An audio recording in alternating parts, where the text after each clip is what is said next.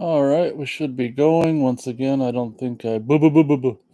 Yeah, I'm gonna have to make sure I can hear it with the phone. I can't see the green. Just bear with me one sec. Can't see the green thing on there. I just want to check and make sure as a plane goes over, we're going before I get going. Where are we? Hello, testing. Hello, testing. Sounds like we're going. All right, welcome to, I think this is the 11th Nate watching recording fan commentary for the motion picture by the name of Sleepaway Camp from 1983. Been meaning to do this for a while, but a couple other titles have come up and kind of put the Sleepaway Camps on hold, but we're going to do them now. My plan is to do the first three. Return to Sleepaway Camp really doesn't exist to me, to say nothing about Sleepaway Camp for the Survivor. So we will be in the coming whatever days/weeks, we'll be doing the first three Sleepaway Camp movies. So I guess we'll pretty much get into it or start it now. I'm gonna be there's a couple different versions of this movie out there. Maybe just two. Pretty much the Anchor Bay DVD from 2000 is edited and missing a few seconds of footage. So I'm gonna be, well, I don't know why I'd be watching that anyway, but just for anyone who might want to watch the movie with me, I'm gonna be watching the Scream Factory Blu-ray, of course. So, which is the movie in its full glory, from what I understand. So I got the menu of the Scream Factory Blu-ray up right now and showing various scenes from the movie in a lovely. I'm so grateful they did this when they did this Blu-ray. It was a long time coming, and it looks fantastic. So let's play the movie here. Play film, Scream Factory Blu-ray, and we begin with "In Fond Memory of Mom, a Doer." So I didn't mention it, but this will be a fan commentary that's obviously not going to feature any of the visual or audio of the movie itself for obvious copyright reasons. And music's fading up. Bam! I'm a little late, but the title just popped up with all of Sleepaway Camp, with all of the beautiful fall foliage and stuff like that of the movie.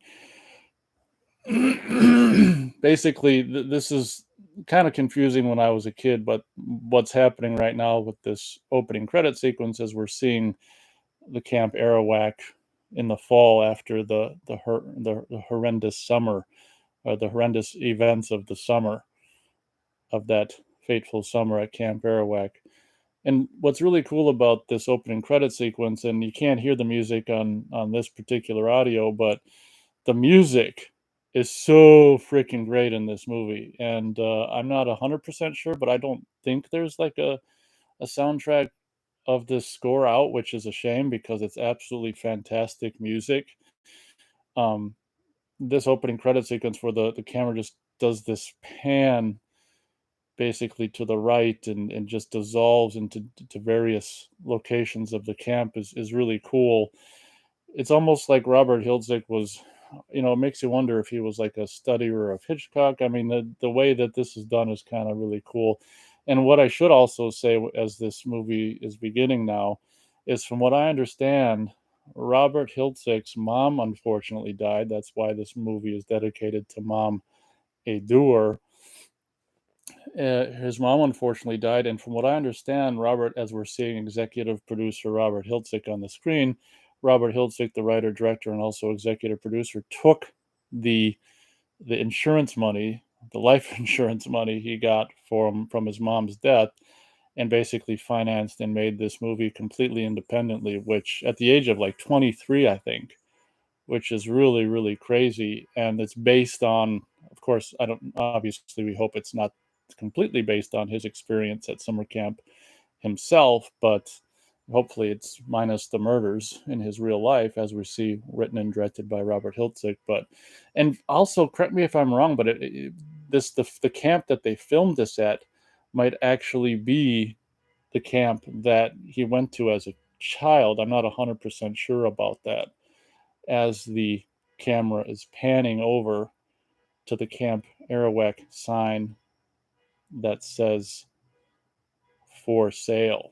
And that's where the basically the end of the opening credits. And now we're starting. This is kind of goofy because this is actually right now, this is um, years and years ago. So you don't really know what's going on necessarily. So the opening credits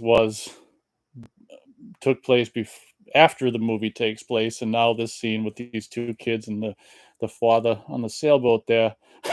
You have to excuse my East Coast accent as I'm watching this, even though I can't hear it. I can just hear those kids' thick East Coast accents. But this scene, we don't really know it right now. It takes place before the movie takes place. It's kind of the scene that creates the monster, if you will.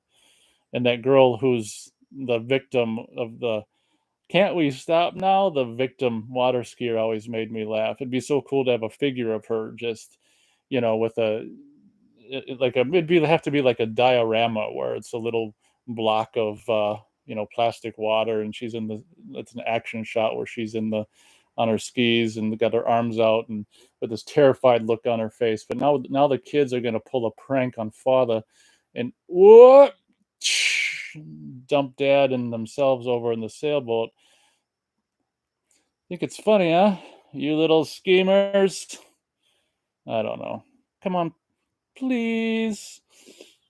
All right. I got the timing wrong on that, but this chick is begging to drive the motorboat that's pulling the victim. A lot of stuff going on here. As a fan commentary, it's difficult to keep up with this, but here we go. We've got Mr. John.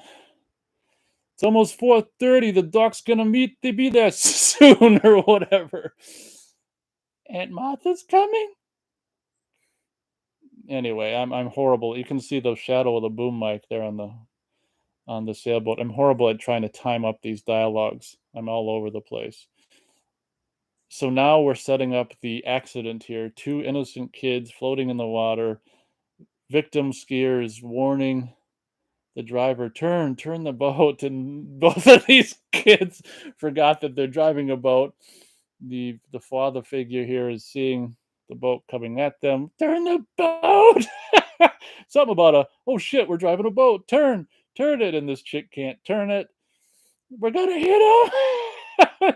And then he accidentally. John. Oh my god. Somebody help the people fast. Oh, now we see a nondescript. I'm laughing at oh my god, we hit a boat. I'm laughing at the stone faces of okay, another stone face. Okay, now you can see a shadow of a movie light there in the reflection of the water. Or I should say a reflection of the movie light there in the water as the life preserver that's all damaged to hell floats up. And now we fade to 8 years later. So this is now present day. See, what I'm glad about this movie is at least it doesn't say present day, which is a pet peeve of mine in movies, because when we're watching this in 2021, this is not present day. So now we're introduced to Jonathan Tiersten, and yeah, her name escapes me right now, who plays Angela, Felisa Rose, and goofy ass freaking Aunt's character. I don't know if we know it. I can never remember if this woman is. I don't think it's Jonathan Tiersten's mom. I think it's just Angela's mom. I can never remember who this woman is to these kids. It's not a. I try to forget this woman exists. In honesty, um, she's a little. little creepy. And to be honest, I always thought as a as a fan of this movie, putting this scenes with this annoying character so early in the movie was almost not even a good choice, because I can see people, in the early 80s in the theater walking out during this scene. It's just like, oh God, this character is so annoying, but it's almost necessary when we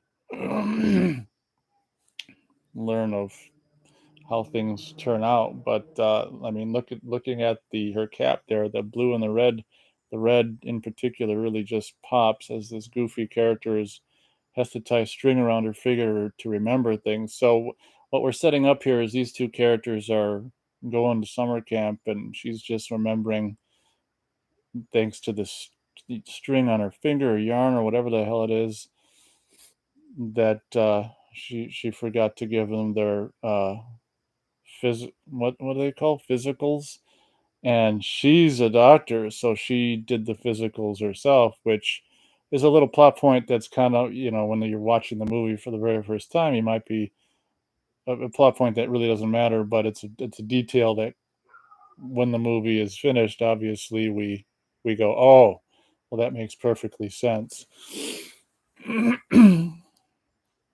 There's Jonathan Tiersten and Felisa Rose. He's got a world something cap. I want to say there was a year on that. I can't see it. Oh, okay. I think he calls her mom. So I don't. Are they brother and sister? I don't freaking remember. I thought someone was a cousin. I thought she was his cousin. It doesn't matter. Anyway, once this scene, in my opinion, is the most annoying scene in the movie, and luckily it's freaking over with now as we dissolve to Camp Arawak and all the kids running out of the buses. One thing I really got to give to Robert Hiltzik for being, such a young first time self-financed director is he did something that's very few of the Friday the 13th films even did. It took them to, to get to number 6 before they even did it, which was to have, the summer camp just littered with actual kid campers. Must have been a real pain in the ass. And we're introduced to Paul, Mr. Muscleman Paul D'Angelo, and whatever the hell this other guy's name is, from who's also in probably tons of other stuff I haven't seen, not to mention just before Dawn. From what I understand, this guy was in ill health when he did this. I don't know if this is his last movie, the guy who plays the guy who owns the camp, or not. There's the pervert.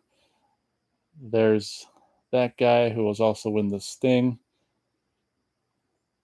You're just too old. Ha ha ha ha ha. So we're setting up this character of Artie here, the cook pedophile, and he's seeing all the kids run by, and he says, "Look at all that fresh chicken." Oh my God, that expression. So we're setting up that character as this character.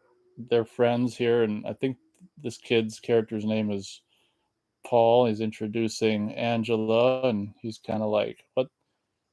And Ricky, here played by Jonathan Tiersten, is letting Paul know that Angela's shy.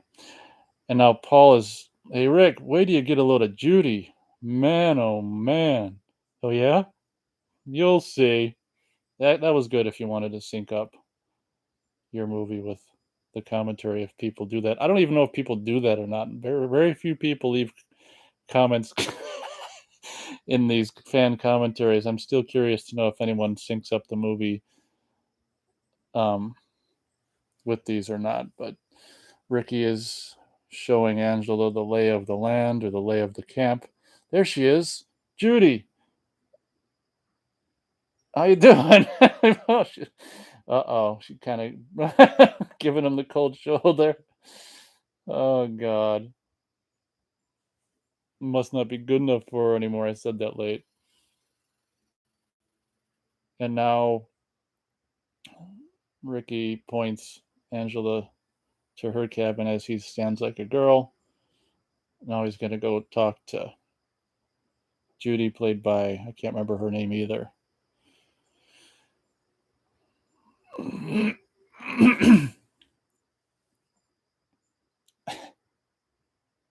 One thing Hiltzik gets down is a realistic. Oh, okay, it says lacrosse 19 or lacrosse 82 is little hat. One thing Hiltzik gets down is a realistic portrayal of youth and how they behave and treat each other.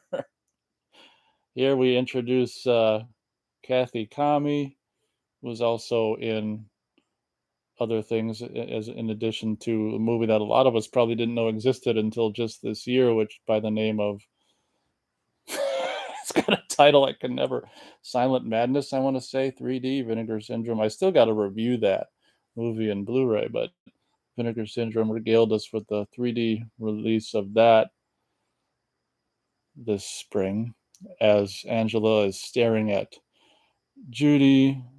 Kathy Kami plays one of the counselors, and it looks like we see now that Angela gets a nice counselor on her side, and looks like Kathy Kami character is siding with Judy. I can't remember what. Oh, Meg. Meg. That's the name of Kathy Kami character. As the girl's looking right at camera there. Look at what I'm talking about, though. I mean, for an independently financed movie, have this whole, freaking cafeteria full of kids. I mean, extras and stuff. What an accomplishment there. There's D'Angelo Muscleman. Basically, Angela character is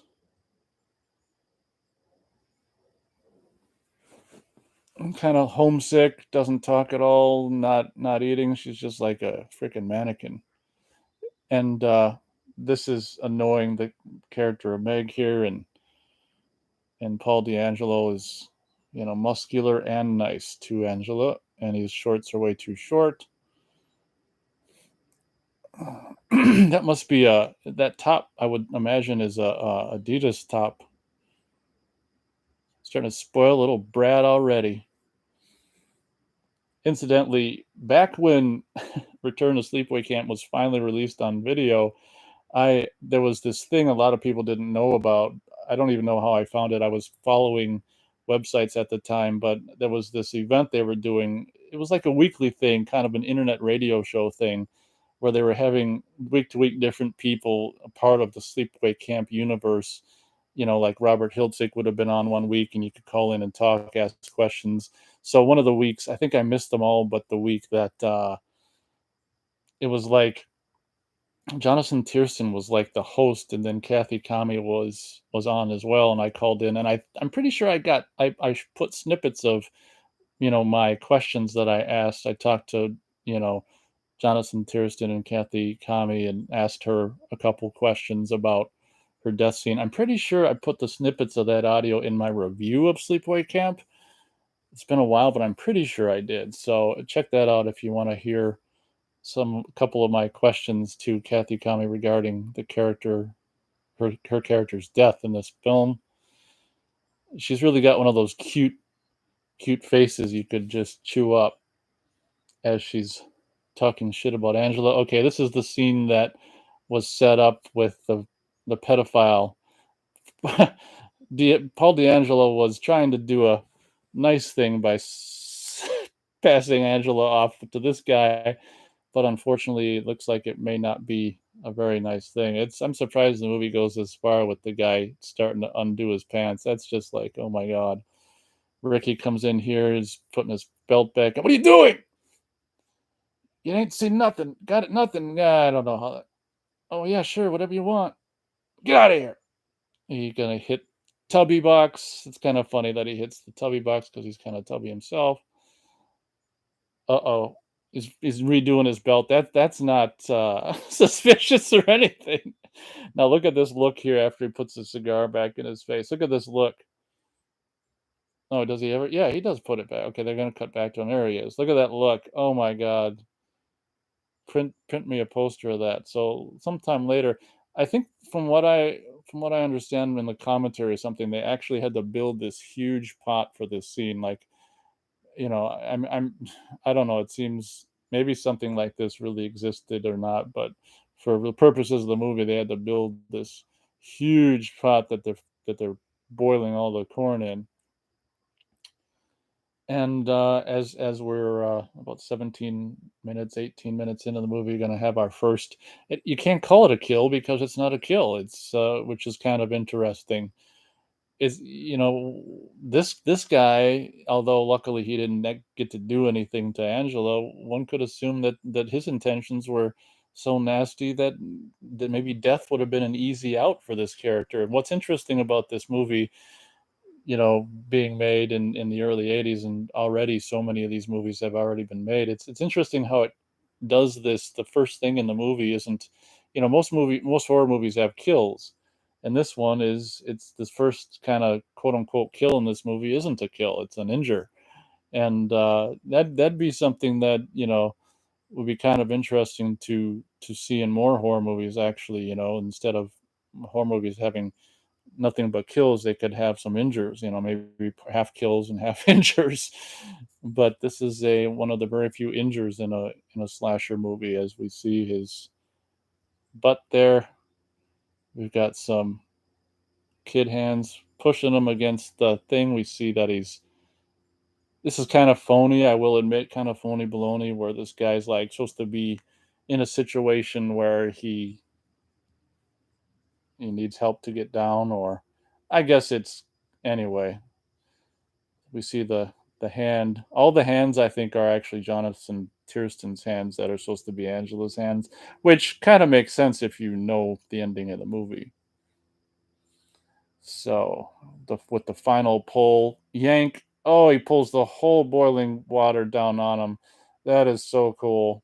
And here's some of the movie's only real makeup effects. They kind of start the movie out strong with the first, quote unquote kill slash injure scene with the ah, with some of the most impressive effects here as these blisters are blistering up as he's screaming there.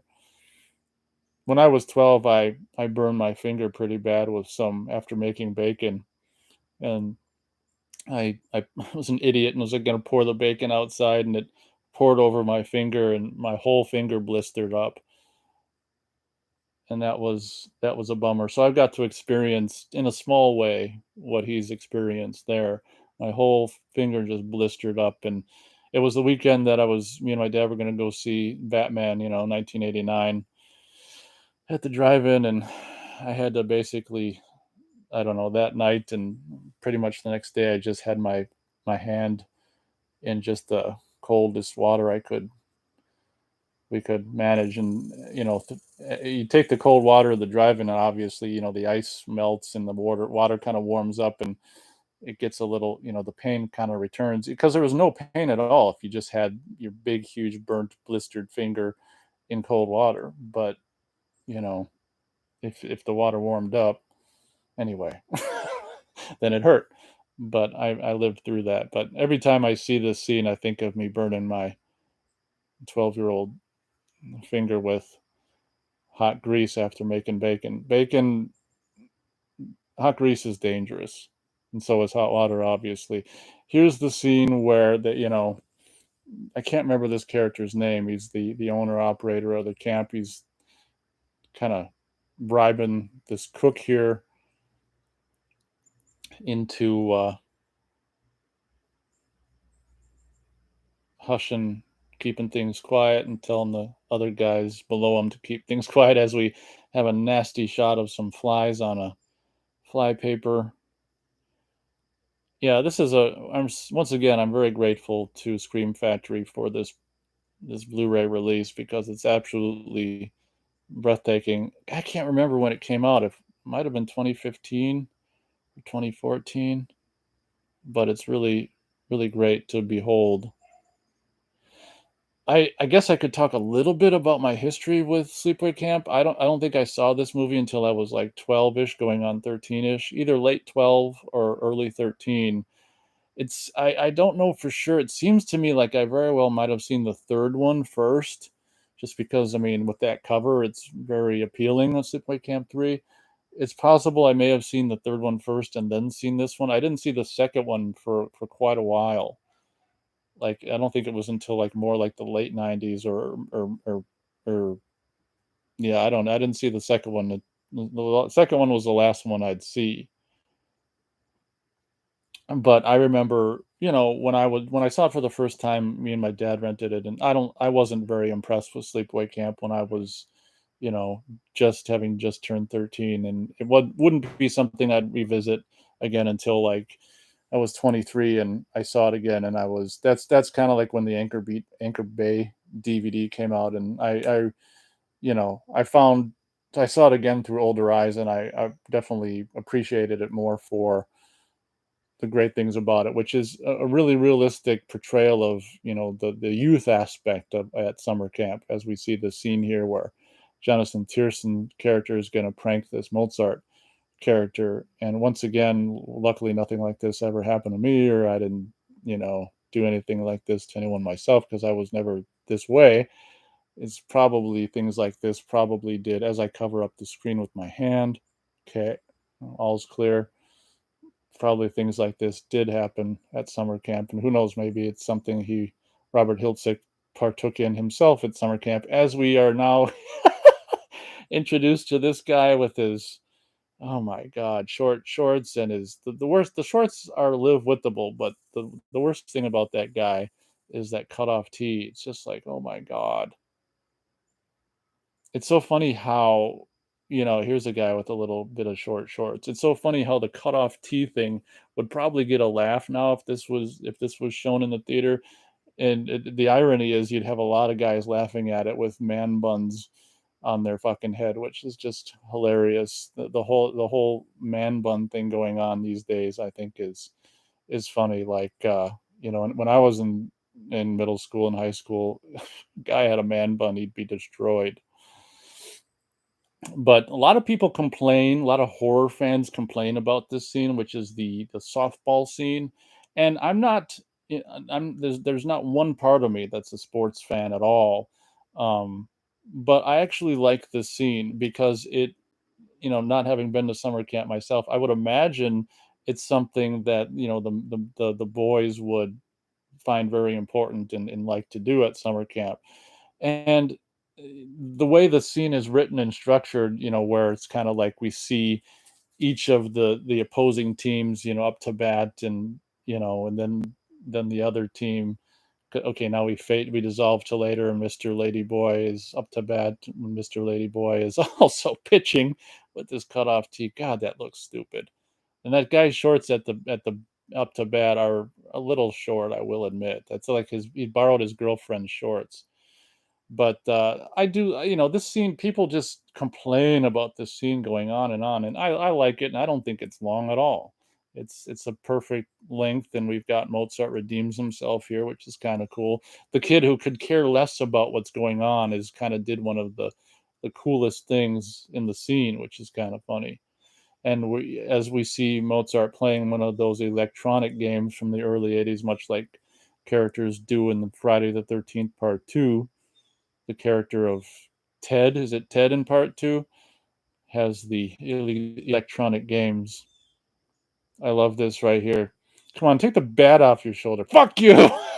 That's what I mean. That's how kids, interact.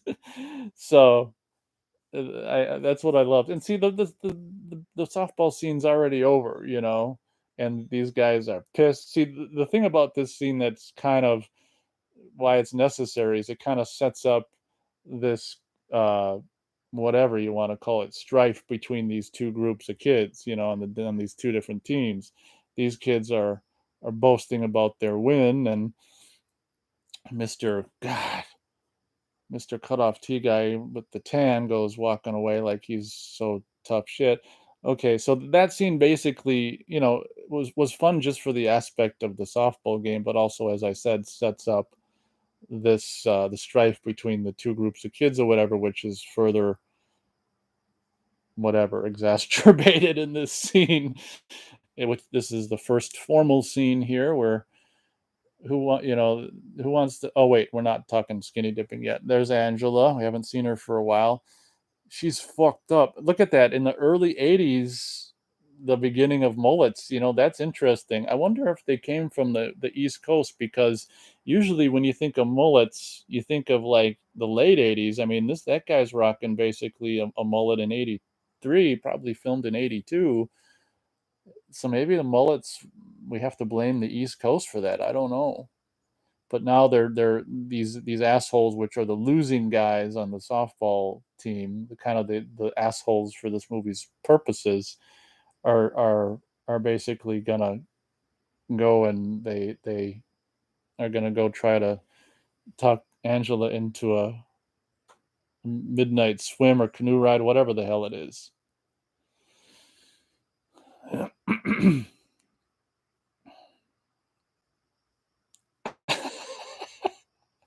That guy's outfit's funny with the no shoes and whatever the hell you or no socks and whatever the hell you call those shoes he's wearing. I think some of the shots I talk about what's the matter? Can you talk? I talked about this in my Blu-ray review of the Scream Factory Blu-ray. I think some of the shots are framed incorrectly, like too high, or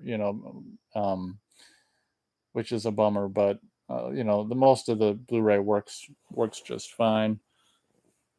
And I've never understood this kind of uh, relationship between Meg and the camp owner thing. It's just so unlikely. It's ridiculous. But whatever. Robert Hiltzik is the writer, director, executive producer. Here's more strife between. I don't know, where he packed that cowboy hat in his luggage. He just had like a little bag. And yes, there's two takes. The cowboy hat is there. And then when we cut back to the argument, it's back to over there from a previous take where the kid slid it. But that's not a big deal. If you're looking at the cowboy hat, oh my god, I forgot about that kind of blue netted freaking shirt that guy's wearing. God, it's worse, almost worse than the cutoff tee. It's like a blue shirt that you can like. You'd have to be able to see it closer, but it's like you can see through it. It's like a netting or something. God. It's like he wears all his girlfriend's clothes. Okay, what we have started here is this endearing interest from Paul in Angela here, and like for the first time, it's freaking 30 minutes into the movie already, and this is for the first time Angela's actually gonna freaking do something. obviously, obviously, I would imagine anyone listening to this has seen the movie already, and I don't know what the hell I was gonna say. I think I was gonna say this is basically a bullying and quiet girl Angela movie, and then those bullies get killed by unseen character, where you just spend the whole movie assuming it's Angela, basically. Now it's funny how Judy has no interest in Ricky, but now this is kind of realistic too. This is how bitches can be, where Judy's kind of getting pissed that Angela's getting attention from Paul. Look at the gut on that kid there standing there. Jesus Christ, it's like he's 40. Okay, so Felicity, can you remember your line? Good night. She got her line right. Oh, I'm shy. Look at her eyes. Good night. And that was a huge victory for Paul. And I've been blabbing over this scene, but what's so funny about this scene is I think throughout the course of this scene, there's two different guys, or four different guys sitting next to Judy. Like in one shot, there's one set of guys, and then when we cut back to like at the end of the scene, there's a completely different two completely different guys sitting on each side of her, which is just freaking hilarious. So the guys, this is one scene that one shot coming up that I kind of liked that Anchor Bay cut out the shot of the naked guys running into that was cut out of the Anchor Bay DVD, and I could have, it would have been okay if they would have cut it out of this Blu-ray, but unfortunately it's there. The guys wanted to talk the girls into skinny dipping. They're not going for it, and so the guys all skinny dip by themselves with each other, which of course nowadays, I'm not gonna say it.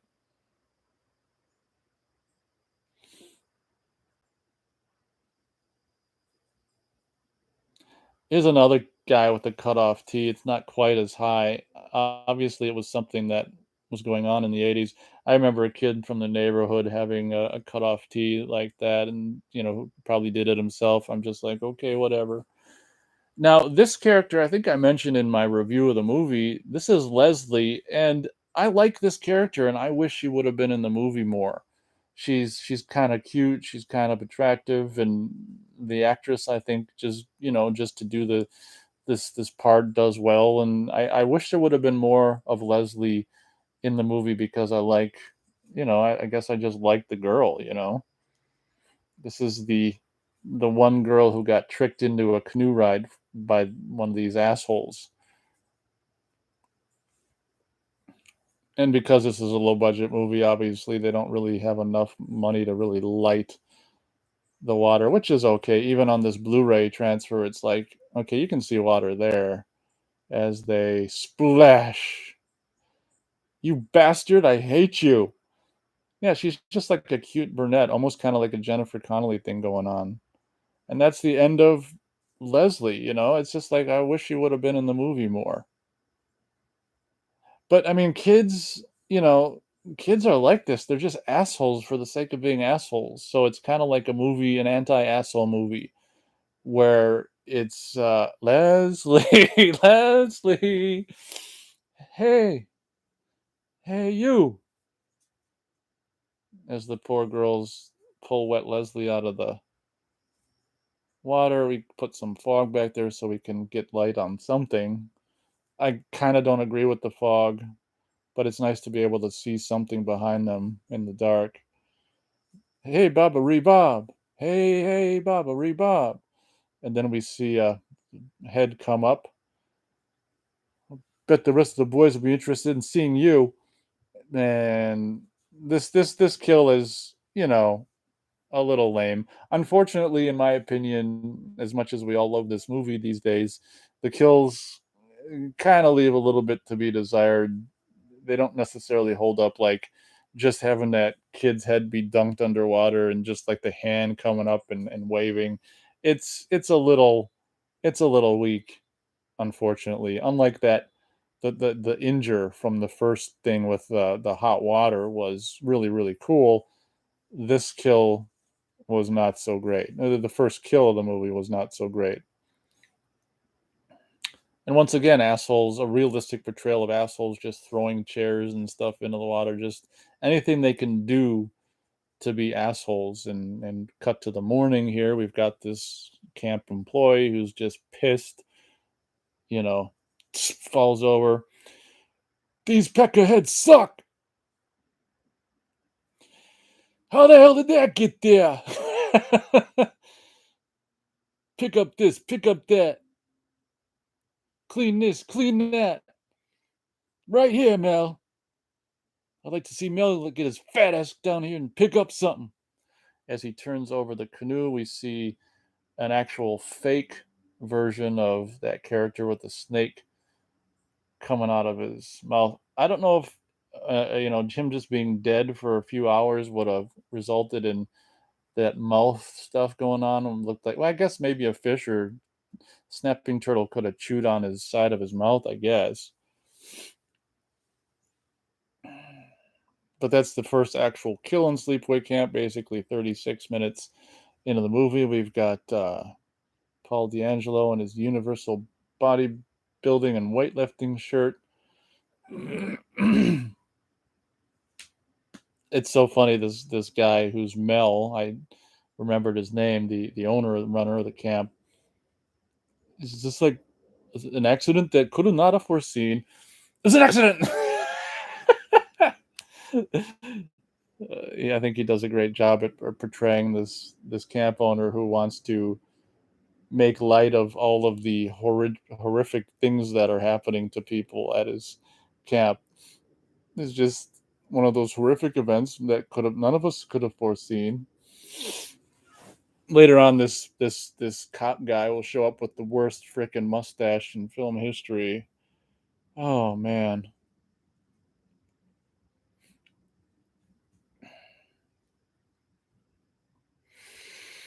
Yeah, I don't know.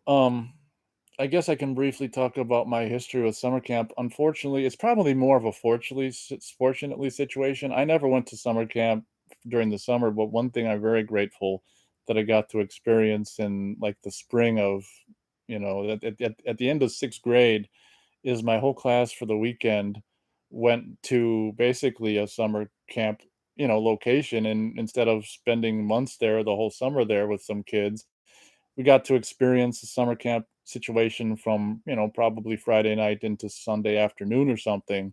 And that was something that, I probably wouldn't have wanted to do it for a whole summer, but it was really cool to do it for the weekend. And by then I was already into, horror movies, Friday the 13th. I hadn't seen Sleepaway Camp yet, but oh, I just wish that, I had some video or photos, from that weekend. It's just one of those things that is one of the things from my youth that I wish, you know, video cameras on cell phones would have existed back then, or there would have been some way to get, audio or video recording or photos of. I mean, it's just one of these things that was a part of my youth, being 12 years old, that is just the only way it lives on is just in my memory. It's kind of a bummer, but it was really fun, where the boys were in a their own cabin and the girls were there in their own cabin. And obviously, I would imagine we didn't see in the girls' cabin, but I would imagine the girls' cabin was set up like ours, the boys, which was, nothing but bunk beds. I can't remember if I was on the top top bunk or not, but anyway, I just it because I was already into Friday the 13th at that point, and it was just a weekend I was just very grateful for that experience, because it was my only kind of experience of like what summer camp must have been as a kid.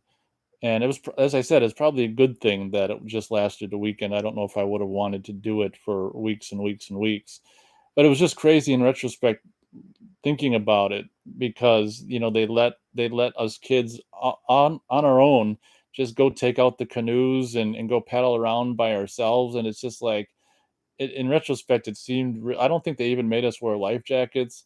It just seemed really like stupid to just let kids go off in canoes by themselves without life jackets. And but whatever, we had fun. And you know and I can remember, eating like breakfast, like Cheerios. I think I talked about this on a radio show or something in the past, but I remember eating Cheerios in the whatever you call it, the dining hall, or where everyone got together in the morning to eat breakfast. I just pretty much, I think, had Cheerios Saturday and Sunday morning probably.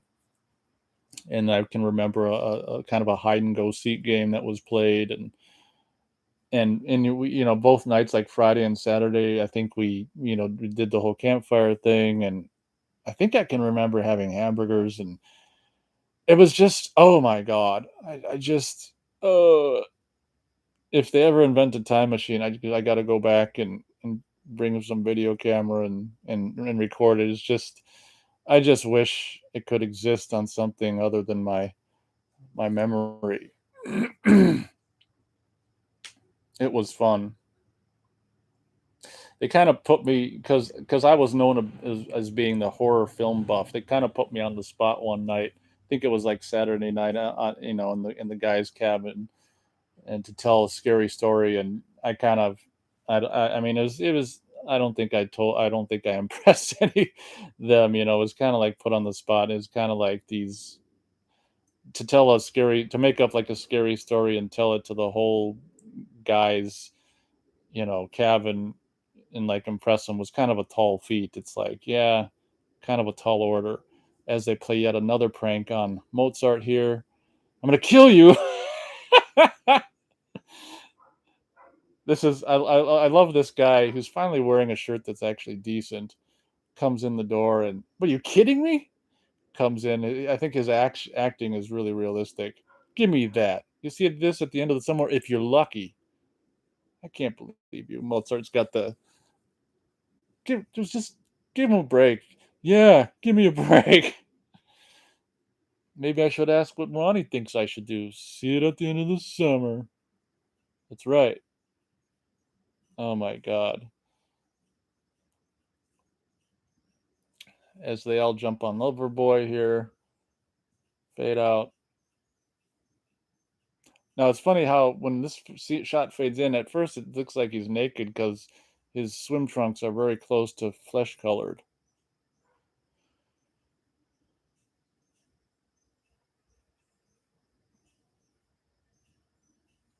Burt Reynolds, getting warmer. Surprise! Who are you? There's bitch, what's her name? Judy, just being a bitch. God, I hated. I'm so glad I'm out of school. Just assholes just for the sake of being assholes. Obviously, just like with other summer camp films like Friday the 13th and movies of that genre, this was, I would imagine, judging by the trees there, filmed after an actual summer camp season, probably in September and possibly October. I don't know, but obviously, one of the bummers about it is seeing the trees there in that far shot of the lake starting to turn. But whatever, we we we let it go as Meg comes to terrorize Angela. Are you going in the water or aren't you? Angela, I'm waiting for an answer. Yes or no? God damn it. Oh, Ronnie comes to the. She doesn't answer me. The bitch never answers me. We got Arnold here. Oh my God. It's just so funny. Like, you gotta freak out just because some kid's not answering you. And here's bitch Judy coming out of the shower.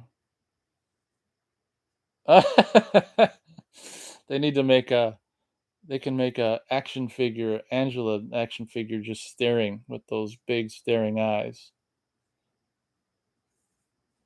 You never do shit. Oh, that chick is so good at being a bitch. Give me that. There was this girl, like, right after I saw this, there was this girl, well, she was there before I saw this, but in my class, in one of my classes, who was kinda quiet and reminded me of Angela. I remember comparing her to Angela. But once again, having seen it around the age of 13 or just having not long after just having turned 13, I didn't think too much of it at the time. I wasn't so much into, like the unseen mystery killer thing going on. It was more about, the characters of the personas of Freddy and Leatherface and Jason and Chucky and all these kind of things instead of the unseen killer. It wouldn't be until, as I said, I revisited it in my early 20s where I was more open to the unseen killer thing, having seen a lot of Dario Argento movies in the mid to late 90s and stuff. And the thing I love as the kids are playing water balloons on the roof, it's so hilarious. It's very, once again, very realistic. um Shit, I forgot what I was going to say. Oh, one of the things I love most about Sleepaway Camp, this first movie, is just realistically, um here, I'll sync up this water balloon splash if anyone's singing splash in the movie or syncing up the movie, listening to this. One of the things that's really realistic, I love about this movie, is just the realistic portrayal of just the summer camp location, and mostly just the kids and how assholey they can be to each other. Not that I really appreciate, enjoy that aspect, but like this one here where Jonathan Tiersten is screaming at the top of his lungs, it's funny. It's funny how they even got up there. Two of the kids are wearing the same kind of socks. I never noticed that. Now it's funny how they just walk out of the shot on the roof and then cut to a second later and they're all just down. That's funny.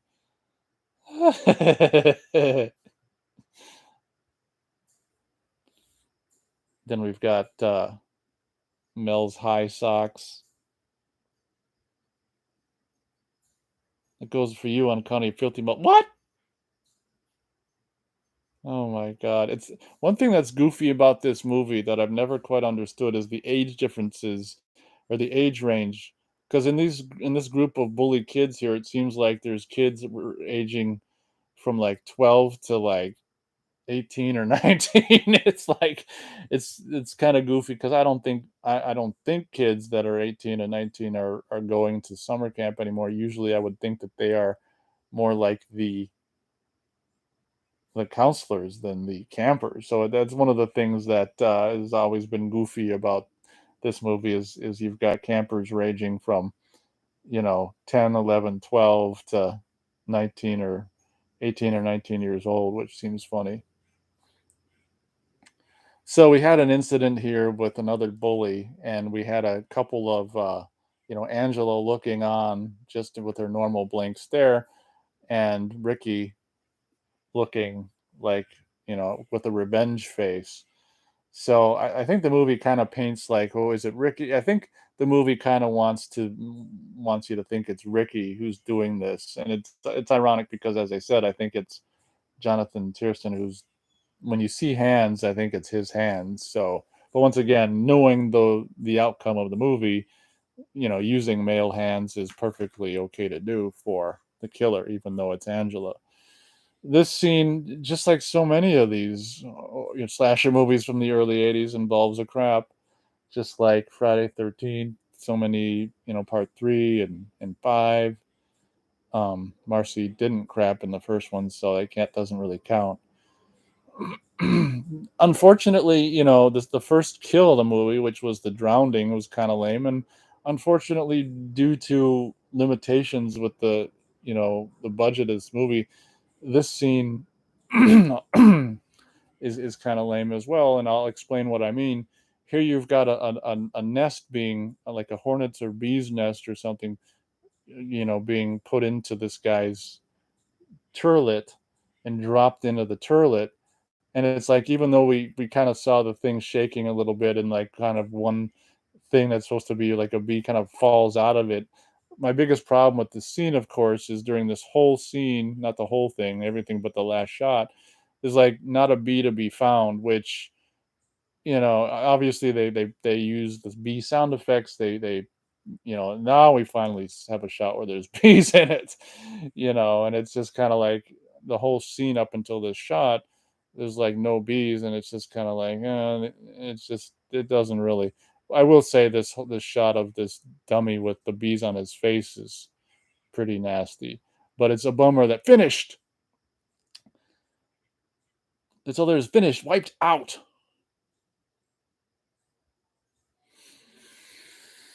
It's a bummer that you know, all of the shots up until that last shot, there's like no bees in it at all. But once again, it's a low budget movie. I personally, if you can't do something completely convincing on a low budget or any budget for that matter, I personally wouldn't try to attempt something that, I guess they really kind of made it. They really tried to sell it as good as they can with the bee sound effects when the in the shots where there were no bees visible. But especially when you watch it like I am now with just no sound, it's like, oh my god, this is the 33rd event and second death here at Camp Arawak. So Mel is like, he's basically thinking at this point that it's probably Ricky. He's kind of like, I saw the hate in his eyes. So I think Mel's kind of trying to zero in on that it's Ricky because of just the way he behaves, all angry and spastically and stuff. This shot of Angela just like looking for whatever, I thought it was always funny. Is this the killer point of view? I think this shot here when she turns around was used in the trailer. Get spooked here by Boo Paul. I thought you were the killer.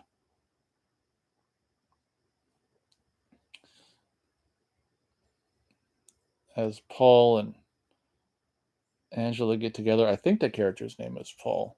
And obviously, he's a teenage boy, so what's he have on his mind? One thing. So they do a little, start to smooch a little there. She trips him.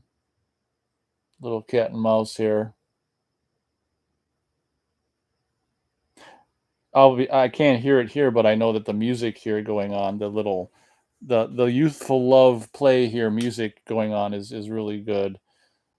And it does make me wish that, maybe it exists. I haven't really looked into it very much, but I hope that it exists, like a Sleepaway Camp score soundtrack or something on vinyl or something. I mean, if that doesn't exist yet, it's someone's really got to do it and rip it and put it on YouTube so I can record it off YouTube.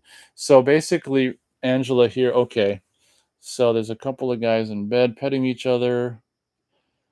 So Angela here is having a flashback, and we don't quite know what it means.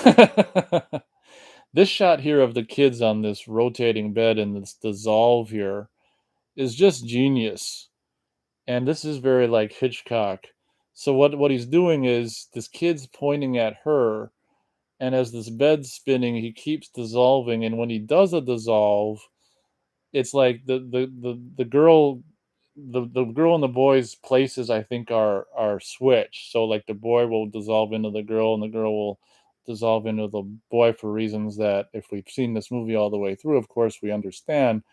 But it's just giving hints throughout the course of the movie here, and that was just one of the most technically impressive aspects in this whole movie. That little shot, the shots of the kids in bed looking at each other, and one pointing at one, and the dissolves, happening where the boy fades into the girl and vice versa. Very Hitchcockian and really competent filmmaking going on in that scene, in my opinion. So finally, this once again, this guy's actually got a decent shirt on. I love how they make this capture the flag seem so cool in theory, and then we cut to the kids playing it, and it's like they're playing it within the confines of, like, oh my god, very small confines. It's ridiculous. God, it looks like there's a girl back there who's like freaking 4 or 5 years old. I never noticed that before. It's like, that's what I mean. It's like, okay, so the campers are ranging from 4 years old to 20. There's a little strife there going on between Angela and Paul, and here comes Judy to f up everyone's day, or not everyone. She's gonna try to get Angela jealous. I love how it's kind of goofy how all the kids were playing all in this one field.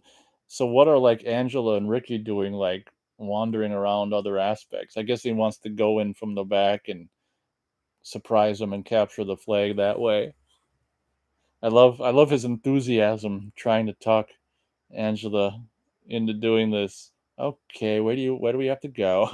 I can't remember the line. I'm not as familiar with this movie as the Friday 13th films, but once again, the greenery on this Blu-ray looks great and looks like, some early fall here as we see some of the leaves changing colors, actually like a tracking shot, dolly shot going on here. This scene is just basically to get Angela to see, that Judy's taking over Paul or whatever. It kind of makes no sense because you'd kind of think that Judy would want to do it out in the open where Angela would see, and they're like doing it in private. So I don't know if she's doing this to piss off Angela, or just wants to actually be secretive. But as we can see, Judy is that wasn't so bad, was it? Basically stealing Paul. And it's funny how Angela like stands up here.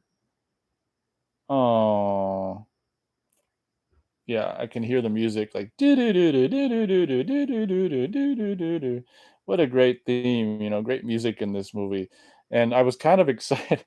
I hate it's so funny talking about it now, how excited I was and how many years we all had to wait for the release on DVD of Return to Sleepaway Camp. I was excited to, you would have thought that after all of the delay should have given you a you know, hint about the quality of Return to Sleepaway Camp. All of the being filmed in, I don't know, 2001 or 2002 and not being released until 2008. It's like it should have been a sign of that it's not gonna be that great. But I mean, the music in Return to Sleepaway Camp compared to the music in this, I mean, it's I don't even know what the hell that is in Return to Sleepaway Camp. It's a bummer that wonder whatever happened to the guy who did the music for the first Sleepaway Camp. You know, how cool would it have been to have him back?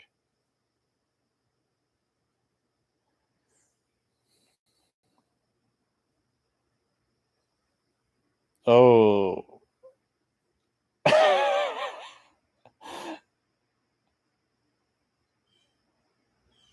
bye, Paul.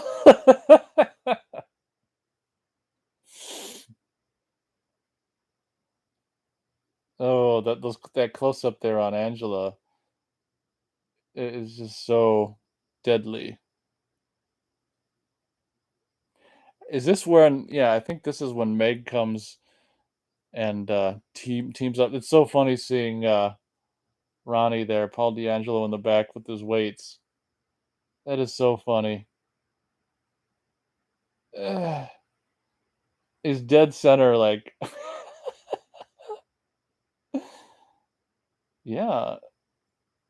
It's a shame somebody had to leave. Okay, so Judy's being a bitch to Angela, and then Meg's gonna come and lend some of her bitchy bulliness to the scene. What's the problem? And people are like this too. You can just, they bully you just because you're just minding your own business. People suck. Now, Meg's gonna put Angela over her shoulder here. This is probably some of the most dialogue that Angela's got in the whole movie. It's so funny how this is happening in the background. This is when Mel, there's so many names, I'm surprised I can remember all these, is basically accusing Ricky of being the killer. I saw you those times in the waterfront, the rec hall. It was you. All the time that his staff is bullying Angela here. This one's really bad bullying here. Where I mean, this is camp staff throwing the kid into the water.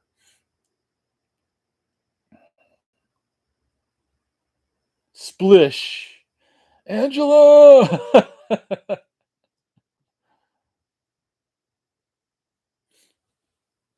Oh, this is another. You're a real peckerhead. You know that, Meg?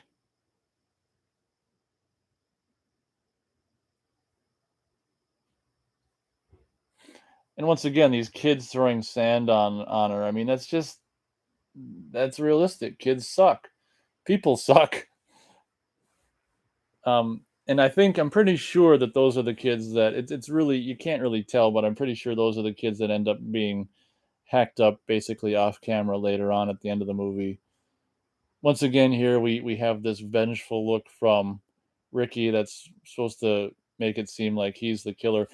So we're about an hour into the movie now, and this is where the pacing of the movie is fine, but what happens towards the end of the movie for me, and every time I watch it, it seems like it's almost like they ran out of money, and it just kind of wraps up really quick. So now that I see Ronnie in his red top and red bottom, it just reminds me that we're coming close to wrapping the movie up in the final I think evening of the movie, and it kind of wraps up a little quickly, and maybe you can understand what I mean as things go on a little more here. But I don't know. We were just introduced to a bit where that guy is gonna take a bunch of young kids out into the woods just to an overnight camp out in the woods, and those are the kids I think that basically um threw all the sand over Wet Angela and stuff. And here's Meg hitting on Mel, and it's just like inexplicable. It's like, you know, look at his expression there, like, yeah, it's something that is just weird. And she's like, "Got me a date tonight." Oh, yeah, with who? It's secret. Of course, it's a secret. You don't want to be the laughing stock. I don't know if she's a gold digger. I mean, I don't imagine Mel is. God, she's cute there with her hair, full hair down, and her little. Yeah, she was cute, Kathy Kami. I don't imagine Mel is some kind of billionaire, running that camp, especially this year with everyone dropping dead or getting burned to shit. So this is probably one of the, although it's not amazing, it's probably one of the cooler kills. Watching this now, I'm just realizing there's not a whole lot of kills in this movie, is there? This is probably one of the cooler ones, obviously inspired by uh Psycho. That's cool. The silhouette of probably Jonathan Tiersten holding the knife in the shadow there. And once again, if you want to hear a little bit of Kathy Kami talking about doing this scene, I think there's blips in it in my review.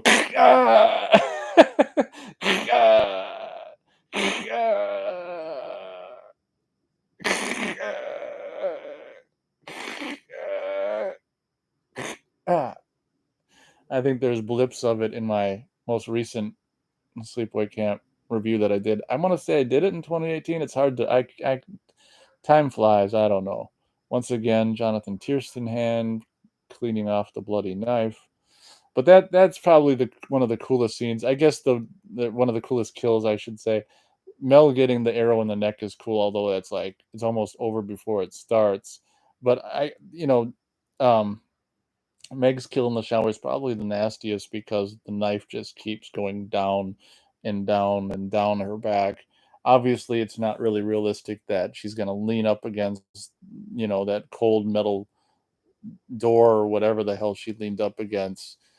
This kid there on the right always made me think of a young Elliot from E.T. I didn't do anything. So this is what I mean. This really small side story of this guy taking these asshole kids out for a camp out in the woods, just kind of a side thing, and we can increase the body count just off camera. I don't know how many kids are supposed to have gotten hacked up there, 4 or 5. It kind of ups the body count by 4 or 5 all at once, even though none of it's on camera. We just kind of see the hatchet and then later on the hacked up sleeping bags. It's kind of a little bit of a laziness, whatever, but you can't rag on Hiltzik too much because he's 23 and financing this movie himself. I think it's pretty cool accomplishment, all things considered. So now, God, this just reminds me how assholey people can really be. Now, Judy's gonna take some other guy back to girl's cabin or the whatever cabin she's in. Paul's just pleading with Angela, "Forgive me, will you? Huh? Will you? Huh? Meet me, meet me in the waterfront after the social." I can't do her accent like as good as she does there, but that's probably one of the most requested Angela lines. Probably there's the asshole kids camping and this Elliot kid. I want to go back. I'm cold. What do you want? I want to go back. I'm cold. Forget it. Please, please, I want to go back. I want to go too. You guys really busting my ass, you know that? Please. See, I think these two kids weren't the bullies. I mean, there's really no way to know. I mean, they things happen so quick and just a big group shot. You don't really know who did what or whatever. But I think the kids that he leaves here, this is such an adult thing to do. Let's just leave these kids in the middle of the woods on their own. I think those are the asshole kids. So it's like 3 or 4 asshole kids in a sleeping bag that are gonna get hacked up, sleeping bags that are gonna get hacked up. As we've got an Angela POV here. Of course, we don't know it's Angela yet. Going over to the kids and pan down and see the hatchet. There's been all kinds of speculation on the internet that, it's just fan talk or whatever, but well, maybe Ricky and Angela, both were killing, and you can't really ever know if it was just all Angela, maybe they were both killing. I would obviously assume that it's all Angela, but you never know. Maybe it was a duo. Maybe Ricky was off his rocker and was doing some killing too. Do you have to kiss so wet? Sorry. Like, that's what a bitch is. You're just never happy. I talk about this in my Blu-ray review of this, but this is the biggest screw up in the whole thing. She's like the framing is completely effed up in that one shot, and you can see here this is how it was supposed to be the whole time. I don't understand why that one shot, the framing was completely effed up. That was a complete Scream Factory F up. I talk about it in my Blu-ray review of this movie. I think I did a separate Blu-ray review, and then later on, a couple years later, I reviewed the movie or something. So there's two separate reviews, a Blu-ray review and then a movie review. I think I reviewed this a long time ago, back when I was reviewing with Matt, but then probably a shorter review, but then I did a more in-depth one. I want to say in 2018 or something, of all three films.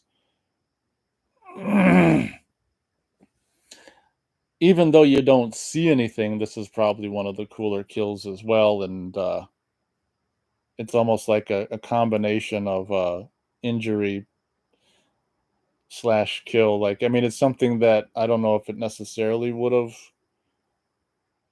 killed her. I guess the extreme pain killed her or something, or maybe I don't know.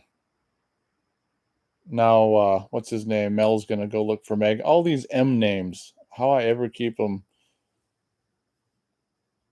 all straight, I'll never know. Mel's walking into the darkened room, back into the shower room. So once again, Kathy Kami talks briefly about her experience with her death scene, and it was kind of fun to hear as she falls out on cue. Some nasty ass gore on her back.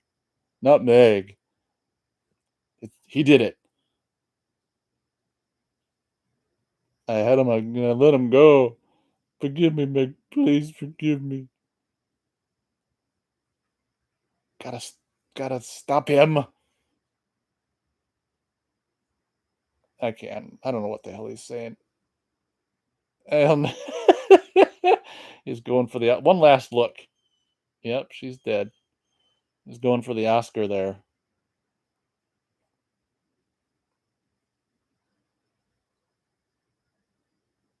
Okay, so what's her name? Judy's doing some before bed curling action, which comes into play. Now, for those of you who don't know, this is that silhouette, which you can just see way too well on the Blu-ray, is Jonathan Tiersten with the wig on. I mean, on the VHS and stuff, and maybe even the Anchor Bay DVD, it worked, but on the Blu-ray, it's like too clear and too bright. You can totally see that. It's kind of a bummer, but life goes on. I like this POV that turns into this other shot of her. It's like, oh, it's you. Well, what do you want? Well, I'm just getting like punched. The music here is really cool too. Like right now, before the iron is implemented, just kind of low key background music. Yeah, this is a cool quote unquote injure slash kill, and it's cool how we see that the the iron there burnt, burnt the whatever the blanket that it was laying on. I just like this because it's like okay, put the pillow over her mouth because she's gonna definitely scream, and just like the shadow of the curling iron opening, and then hands, shadow of hands coming up. It's like maybe even at the young age of 23, Hiltzik probably knew that he without to get a R rating, he had to simply imply something here, and I think that's all I'll say as well. But I think most of us adults know, I think, what was supposed to have happened there. Once again, it's kind of unrealistic that it killed her. If what I'm understanding correctly, what was supposed to have happened there. Okay, now he's coming back to throw up some fake, what, to see all the sleeping bags just hacked up. Looks like four of them. So that quickly added to the death count, the kill count. Just add four more, even though it's just the biggest cheat in the world. Like none of it was on screen. We just see, you know, just this nondescript shot of four hacked up sleeping bags. And this is where the movie's already kind of starting to wind up or wind down or whatever. Vintage early 80s Adidas shirt there. Cowboys 33. This is where Ricky's like, he's kind of like this, still the dialogue you said there could still mean he's the killer. Like he's just getting some garbage snacks here because dinner made him sick. He's laying down for the past several minutes or hours. He got some junk food to tide him over. As he's walking back to the cabin, what's his name? D'Angelo gets a phone call about horrible stuff, and a hand. This is so funny. Just comes out of the darkness and grabs him. Those paintings there on that tacked up on that board are funny. So here's Mel. He's convinced that Ricky's the killer. The music that goes on here is great. There's a point where the violin or the bass violin or whatever the hell is being played sounds like Harry Manfredini Friday the 13th, where it goes like dun dun dun dun dun dun dun dun dun. But love the music in this movie. It can't be overstated enough, and I'm gonna have to see if on YouTube or if it's available anywhere. This is where the music is like dun dun dun dun dun dun dun dun. Dun. I got him, Meg. I got him. And then he's just like, gotta get away. Gotta get away. Imagine. Okay, now this scene, this kill is really cool. It's probably one of the coolest technological trick kills in the movie. Unfortunately, it's like over before it even starts. Can't be. Ah! It's really a cool gag, and the way it happens really surprising because you don't expect it to happen while he's delivering dialogue. So the way that kill was partly really well done and partly not so well done. Like I say, the actual gag itself looks great. You can see like the arrow, penetrating him and coming out the back and stuff. But it's like, God, it's just maybe they could have just embellished a little bit, a few more moments, like before it happened. I don't know. He did it the way he did it, and the actual effect looks great, kind of almost Tom Savini-ish. I wonder who thought up how to actually make that work. So once again we're winding down to the movie already. The end just creeps up on you really quickly.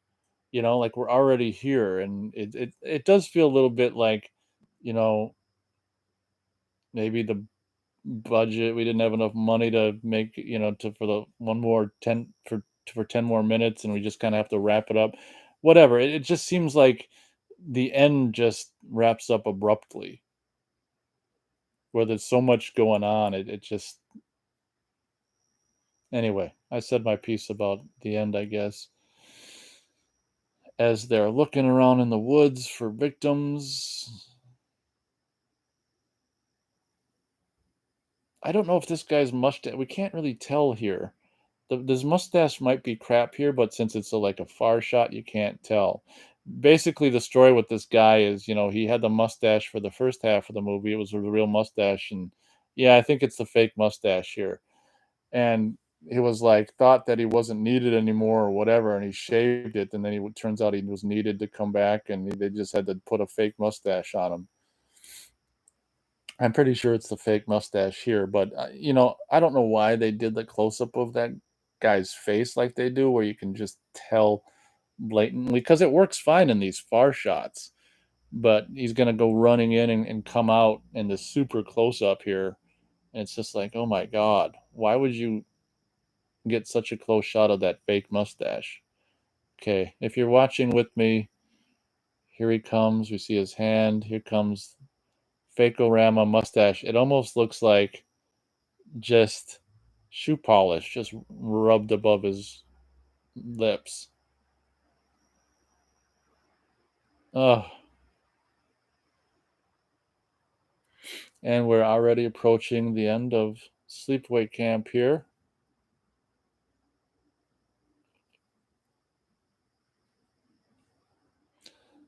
Ronnie can hear, sounds like singing, and the light has to fail right when he needs it. It's coming from over there. And I'll tell you, say what you will about the movie up to this point. I mean, the ending is quite a shocker.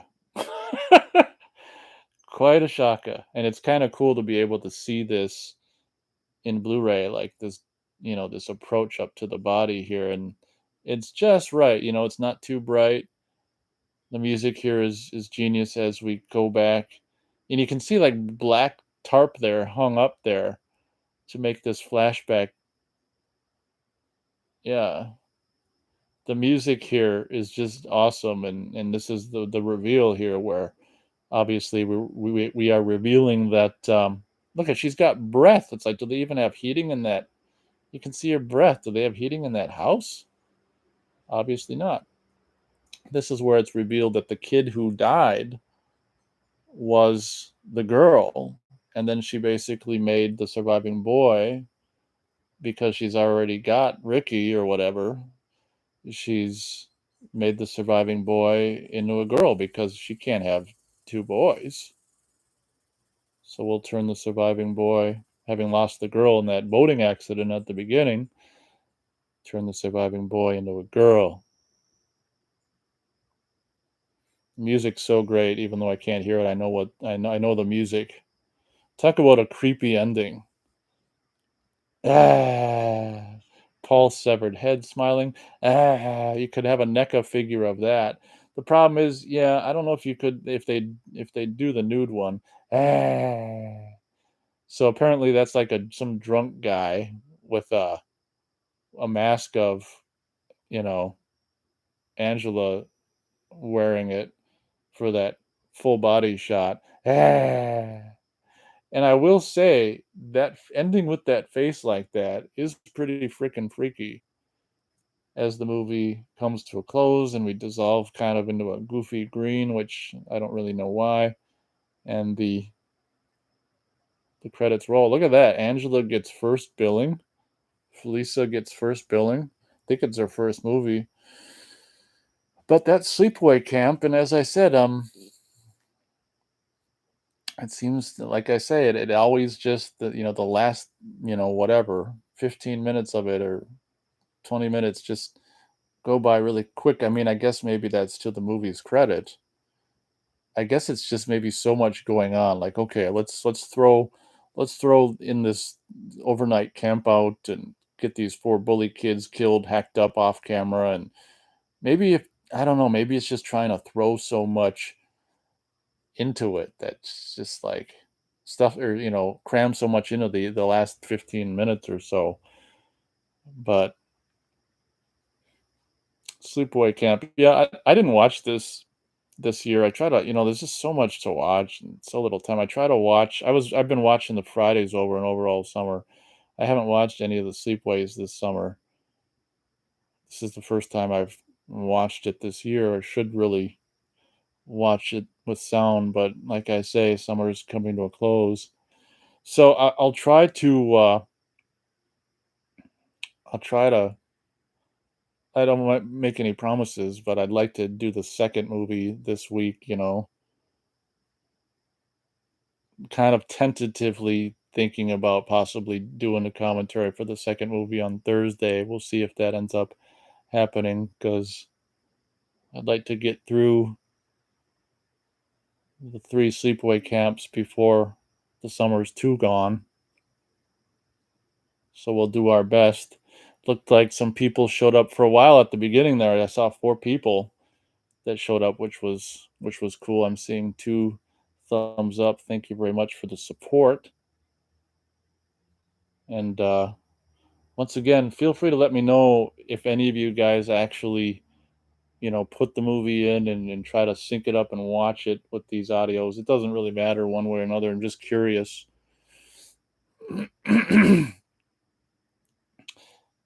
What doing commentaries on these movies that I don't know as well as Friday 13th. It's kind of frustrating when I'm trying to do the dialogue and it's like I don't even know it and I don't really even know where it necessarily goes, but life goes on.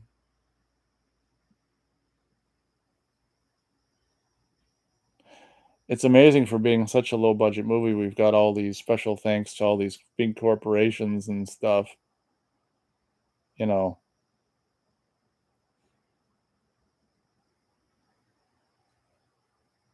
Lucy and Coke had a lot of wonderful children. Well, thanks, Lucy and Coke. Just imagine if one of their kids was named Pepsi and Orange Crush. Orange Crush, behave yourself. Get over here. Pepsi. Why can't you be more like Pepsi? Dr. Pepper. Well, dinner time. Anyway, I guess that pretty much does it for the end of this commentary as we're just being haunted by the green image of Angela. Technically, I can't end until this fades away. Jesus. Why is it just haunting me? It's just staying there. There. Oh, okay. It doesn't fade away. It goes to nothing.